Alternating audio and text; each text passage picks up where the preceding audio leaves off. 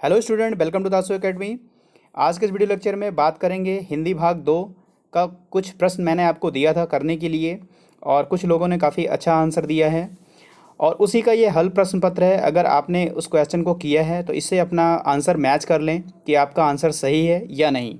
तो चलिए शुरू करते हैं आज का वीडियो। और जो आज चैनल पर नए हैं वो चैनल को सब्सक्राइब कर लें, साथ ही लगा बेल आइकन प्रेस कर दें जिससे उन्हें लेटेस्ट वीडियो का नोटिफिकेशन तुरंत मिले। वीडियो को लाइक कर दें, अपने दोस्तों के साथ शेयर कर दें और कमेंट करके बताएं वीडियो कैसा लगा।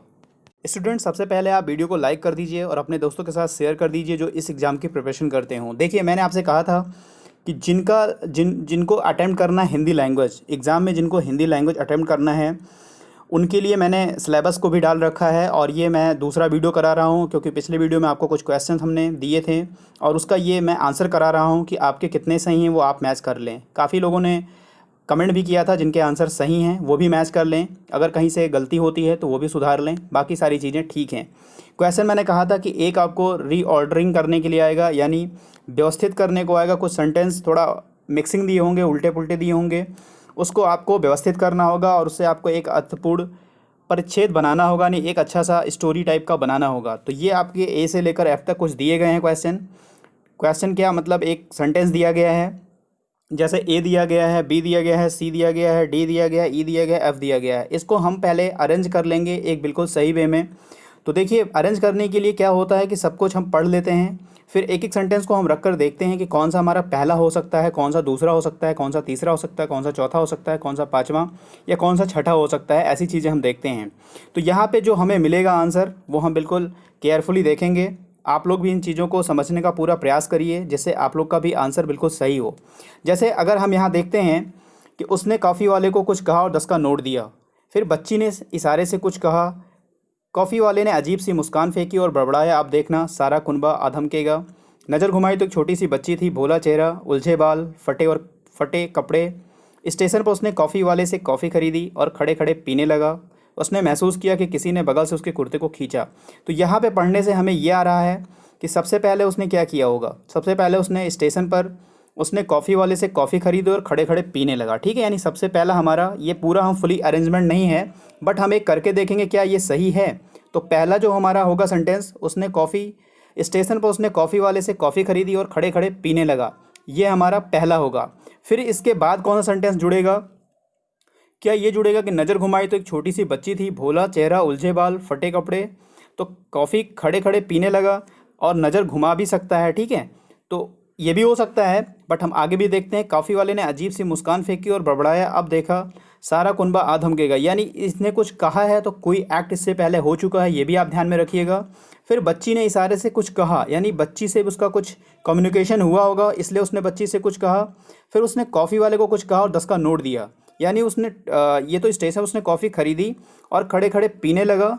फिर ये हो सकता है कि उसने कॉफ़ी वाले को कुछ कहा और 10 का नोट दिया, लेकिन जब पी रहा है तो कहने का कोई भी मतलब नहीं निकल रहा है। देखते हैं हम, इसने उसने महसूस किया किसी ने उसके बगल से कुर्ते को खींचा, यहाँ पे हम एफ रखेंगे। ठीक है, पहला हम रखेंगे स्टेशन पर उसने कॉफ़ी वाले से कॉफ़ी खरीदी और खड़े खड़े पीने लगा। उसके बाद होगा उसने महसूस किया, वो कॉफ़ी पी रहा है, फिर उसने फील किया कि किसी ने बगल से उसके कुर्ते को खींचा। बिल्कुल मतलब ये सेंटेंस एक के बाद दूसरा फिट हो रहा है। जब उसके कुर्ते को खींचा गया फिर उसने नज़र घुमाई, फिर वो नज़र घुमाएगा उसको देखने के लिए, तो एक छोटी सी बच्ची थी, भोला चेहरा था, उलझे बाल और फटे कपड़े थे। तो ये बिल्कुल सेंटेंस सही है। तो यहाँ पे 3 ऑलरेडी बैठ चुके हैं। फिर जब वो नज़र घुमाएगा, एक छोटी सी बच्ची थी, भोला सा चेहरा, उलझे बाल और फटे कपड़े। ठीक है, ये चीज़ें थी। उसके बाद क्या होगा कि जब बच्ची को देखा उसने तो बच्ची ने इशारे में कुछ कहा होगा। अक्सर आप देखते होंगे कहीं चाय कॉफ़ी पीने जाते हैं तो वहाँ पे जो बच्चे छोटे होते हैं कुछ आपसे पैसे मांगने के लिए आपके पास आते हैं या कहते हैं कुछ खिला दीजिए, तो वो इशारे से ही कुछ कहते हैं आपसे। तो ये भी आपका बिल्कुल सही हो जाएगा। ठीक है, यहाँ पे बी होगा, बच्ची ने इशारे से कुछ कहा। ठीक है, उसके बाद देखिए, जब बच्ची ने इशारे से कुछ कहा तो अक्सर क्या होता है, लोग देखिए कुछ ही तरीके से, चाहे आप सेंटेंस को बैठा लीजिए, चाहे अपने माइंड से चीज़ों को सेट कर लीजिए, वही आपका आंसर हो जाएगा। अब बच्ची उनसे कुछ कह रही है तो कॉफ़ी वाले ने भी अजीब सी मुस्कान फेंकी। ठीक है, ये भी आप देख लीजिए, कॉफ़ी वाले ने भी अजीब सी मुस्कान फेंकी और कहा कि अब देखना सारा कुनबा आधमके का, मतलब उनकी जो मतलब पूरी फ़ौज होती है, जो बटालियन होती है। वैसे ये कहना तो ठीक नहीं है क्योंकि अब छोटे बच्चे होते हैं वो, बट उनका एक मतलब पूरा ग्रुप आ जाता है और सभी लोग पैसे की डिमांड करने लगते हैं। तो कॉफ़ी वाले ने अजीब सी मुस्कान फेंकी और बड़बड़ाया, अब देखना सारा कुनबा आ धमकेगा। फिर क्या किया उसने, कॉफ़ी वाले को 10 कहा, कुछ कहा होगा और 10 का नोट दिया। ठीक है, ये हमारा पूरा अच्छे से अरेंजमेंट हो जाता है। यानी पहला होगा, स्टेशन पर उसने कॉफ़ी वाले से कॉफ़ी खरीदी, खड़े खड़े पीने लगा। उसने महसूस किया कि किसी ने बगल से उसके कुर्ते को खींचा। नज़र घुमाई तो एक छोटी सी बच्ची थी, भोला चेहरा, उलझे बाल और फटे कपड़े। बच्ची ने इशारे से कुछ कहा। फिर कॉफ़ी वाले ने अजीब सी मुस्कान फेंकी और बड़बड़ाया, अब देखना सारा कुनबा आ धमकेगा। फिर उसने कॉफ़ी वाले को कुछ कहा और 10 का नोट दिया। तो ये पूरा हमारा सेंटेंस एक व्यवस्थित हो गया है और बिल्कुल एक अर्थपूर्ण परिच्छेद बन गया है। अब हम लोग इसका आंसर करेंगे कि क्या होगा आंसर। तो यहाँ पे हमारा जो आंसर आया हुआ है वो हम यहाँ नोट कर लेंगे क्या है। तो देख लीजिए, यहाँ पे मैं नोट कर दे रहा हूँ। पहला होगा ई, दूसरा होगा एफ, तीसरा होगा डी, चौथा होगा बी, पांचवा होगा सी और छठा होगा ए। ठीक है, ये हमने अरेंज कर दिया। यहाँ पे पूछ रहा था पुनर्व्यवस्था के बाद पहला वाक्य कौन सा होगा, तो पहला होगा हमारा ई। ठीक है, बिल्कुल आंसर सही हो जाएगा। पुनर्व्यवस्था तीसरा वाक्य क्या होगा, तो तीसरा वाक्य होगा डी। यहाँ पे पहला सही हो जाएगा। पुनर्व्यवस्था के बाद दूसरा वाक्य कौन सा होगा, तो दूसरा वाक्य होगा एफ, यानी ये सही हो जाएगा। पुनर्व्यवस्था के बाद पांचवा वाक्य कौन सा होगा, तो पांचवा वाक्य होगा सी, तो ये भी सही हो जाएगा। ठीक है, पुनर्व्यवस्था के बाद चौथा वाक्य कौन सा होगा, तो चौथा वाक्य होगा बी। ठीक है, ये आप देख लीजिए, पूरा आंसर मैच कर रहा है और पूरा सेंटेंस भी एक अर्थपूर्ण परिच्छेद के रूप में बन गया है। ये दूसरा क्वेश्चन था जो मैंने बताया था आपको कि इंग्लिश में एक क्लोज टेस्ट के नाम से आता है। ठीक है, क्लोज टेस्ट के नाम से आता है। उसी की तरह ये भी आपको एक अनुच्छेद दिया रहता है और उसमें आपको कुछ चीज़ें फिल करनी होती पढ़ के। ठीक है, चाहे वो ग्रामर के हिसाब से, चाहे वो सेंटेंस के हिसाब से, किसी भी तरीके से आपको उनमें फिल करना होता है। तो ये मैंने आपसे बताया था और इसका भी कुछ लोगों ने आंसर दिया है। काफ़ी अच्छा आंसर, सुंदर आंसर दिया है। काफ़ी सराहनीय प्रयास है कि उन लोगों ने इस क्वेश्चन को किया भी है और उनका अच्छा सा आंसर भी रहा है। वो भी इस आंसर को मैच कर लेंगे। देखिए, ये क्लो टेस्ट होता है, मैंने छोटा सा लिया था बट काफ़ी थोड़ा मॉडरेट था। तो यहाँ पे देखिए, आपको जैसे 1 2 3 4 5 दिए हुए हैं और यहाँ पे 5 ऑप्शन भी दिए गए हैं। इनमें से कोई एक अप्रोप्रिएट आंसर होता है जो यहाँ पे फिल करने से एक सेंटेंस अच्छा सा बन जाता है। तो पहले एक्चुअली हम क्या करते हैं कि पहले थोड़ा सेंटेंस पढ़ लेते हैं। इसको करने का तरीका देख लीजिए कि पहले पढ़ेंगे हम, महंगाई की समस्या का डैश करने के लिए यह आवश्यक है। तो अपने दिमाग से सोचिए, महंगाई की समस्या का क्या हो सकता है। कुछ वर्ड ऐसे होते हैं जो आपके दिमाग में तुरंत क्लिक करते हैं। किसी समस्या का वैसे भी समाधान होता है तो वहाँ आंसर हमें मिलेगा, तो कर लेंगे।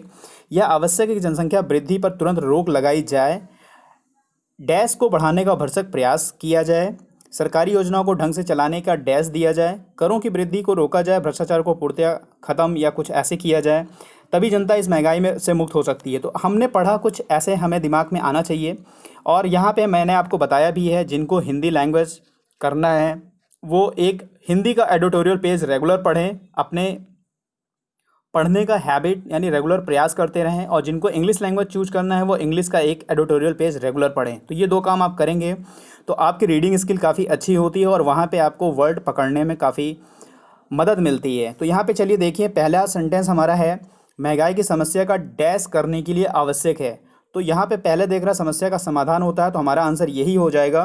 बट ऐसा नहीं कि हम इन सबको छोड़ देंगे, क्योंकि अप्रोप्रिएट आंसर लगाना होता है। संधान नहीं होता समस्या का, लोभ भी नहीं होता, शोध भी नहीं होता है। तो हमारा आंसर होगा, महंगाई की समस्या का समाधान करने के लिए आवश्यक है कि जनसंख्या वृद्धि पर तुरंत रोक लगाई जाए। ठीक है, उसके बाद देखिए यहाँ पे क्या होगा, डैश को बढ़ाने के लिए भरसक, यानी किसको बढ़ाने के लिए, निर्माण को नहीं बढ़ाया जाता है, उत्पादन को बढ़ाया जाता है। हमारा आंसर ये हो सकता है, सृजन को भी नहीं, निष्पादन को भी नहीं। तो हमारा आंसर यहाँ पे होगा बी, यानी उत्पादन। महंगाई की समस्या का समाधान करने के लिए यह आवश्यक है कि जनसंख्या वृद्धि पर तुरंत रोक लगाई जाए। उत्पादन को बढ़ाने के लिए भरसक क्या किए जाएंगे, प्रयास किए जाएंगे या प्रयत्न किए जाएंगे। तो यहाँ पे आंसर आपका होगा प्रयत्न। ठीक है, प्रयास किए जाएं या प्रयत्न किए जाएं, बात एक ही है। को बढ़ाने का भरसक प्रयत्न किए जाएं। सरकारी योजनाओं को ढंग से चलाने के लिए, 4th नंबर देखिए, प्रोत्साहन दिया जाए, उत्साह, साहस, प्रेरणा। तो यहाँ पे आपको प्रोत्साहन एक अच्छा सा वर्ड मिल रहा है। ठीक है, प्रोत्साहन। 4था नंबर देखिए ना, यहाँ पे चलाने के लिए प्रोत्साहन दिया जाए और करों की वृद्धि को रोका जाए, जो करों में वृद्धि हो रही है उनको रोका जाए। भ्रष्टाचार का पूर्तिया क्या, सम्मेलन नहीं, विस्थापन नहीं, उन्मूलन का मतलब खत्म करना होता है। ठीक है, पूर्तिया उन्मूलन किया जाए, तभी जनता इस महंगाई से मुक्त हो सकती है। तो ये क्लो टेस्ट हो गया, ये भी 5 नंबर का आता है। और अभी इससे पहले मैंने रीऑर्डरिंग करवाया, वो भी 5 नंबर का आता है। हिंदी काफ़ी इजी होती है, बट जब आप तभी कर पाएंगे जब एक रेगुलर एडिटोरियल पेज पढ़ते रहेंगे और प्रैक्टिस सेट कहीं से भी मिले आपको उसको लगाते रहेंगे। नहीं बुक परचेज़ कर लीजिए, नहीं ऑनलाइन कहीं से परचेज़ कर लीजिए और ये काम करते रहिए। तो अपना आंसर बिल्कुल मैच करिएगा और फिर से आप कमेंट करके बताइएगा कि मेरा कितना सही रहा, किन लोगों को कितना हिंदी में सही रहा, वो भी आप लोग बताइएगा। तो चलिए मिलते हैं नेक्स्ट वीडियो में। God bless you to all. Thank you for watching.